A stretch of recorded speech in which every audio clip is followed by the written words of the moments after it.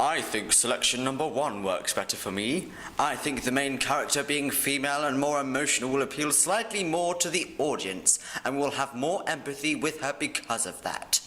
Also, I think the traffic noise will help to set the scene. I'm gonna go with number 1 as well.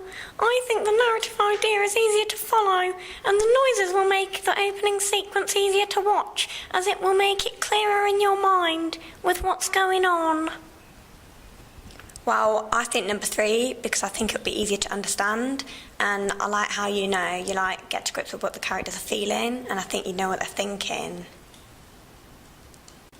Well, I'm actually back to number 1 again, because I like the idea of the mystery, or you're intrigued by what has happened to the main character, and whether or not what they've done is good or bad.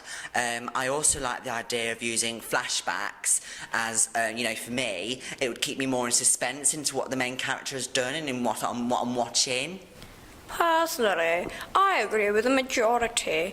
Number 1 is I personally like plots that create suspense, and I think it's especially good having the main character played by a woman, as they are more susceptible to peer pressure.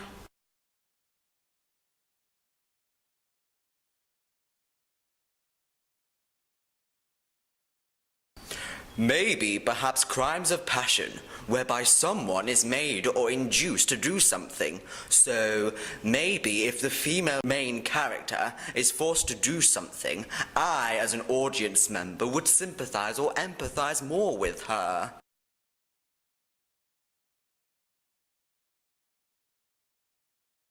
Yeah, I think it makes quite a big difference, you know what I mean? Just like, how Steve was saying earlier, you're able to relate more with the character.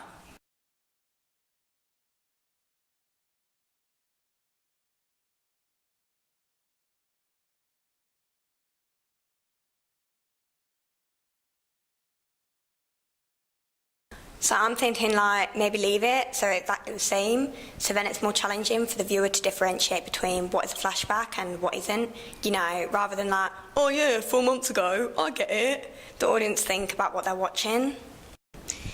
If they were to be kept the same, I think it would be good to have a different emotion or theme in the flashback, so there is a slight change between then and now.